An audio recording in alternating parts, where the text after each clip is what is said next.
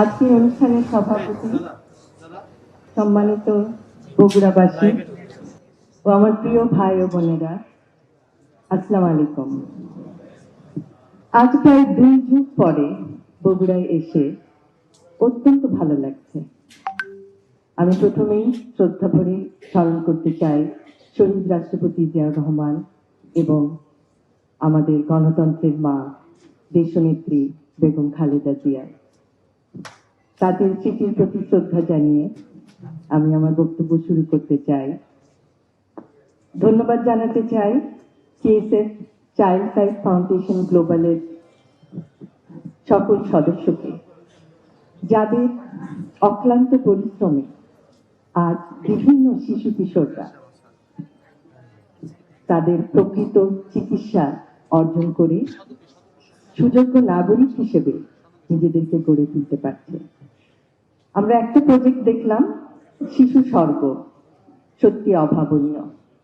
আমরা কিভাবে নিজেদের প্রচেষ্টায় শিশুদেরকে একটি স্বর্গের মতো সুন্দর স্থানে নিয়ে যেতে পারি, যেখানে তারা শিখছে আত্মবিশ্বাস, যেখানে তারা শিখছে নিজের প্রতি আত্মবিশ্বাসের ফলে এগিয়ে যাওয়া, জ্ঞানের আলোকে এবং অন্ধকার থেকে নিজেদেরকে প্রতিষ্ঠিত করা।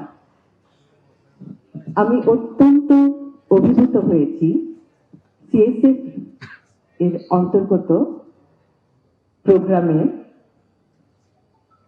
দুইজন যে বক্তব্য রাখলেন এবং একজন বললেন তিনি কবিতা লেখেন, তিনি আইটি সেক্টরেও কাজ করছেন। আমি সত্যি তাদের জ্ঞান এবং তাদের প্রচেষ্টা আশা করব যে তারা ভবিষ্যতে আরো উন্নতি করবে এবং সবার কাছে একটি উজ্জ্বল দৃষ্টান্ত হিসাবে থাকবে। আমরা বিশ্বাস করি যে শিশুরাই জাতির ভবিষ্যৎ। আজকের শিশু হবে আগামী দিনে দেশ গড়ার মহান সৈনিক। এবং আমাদের যে পরিকল্পনা আছে, আমাদের রাজনীতি সুষ্ঠু পরিকল্পনার রাজনীতি।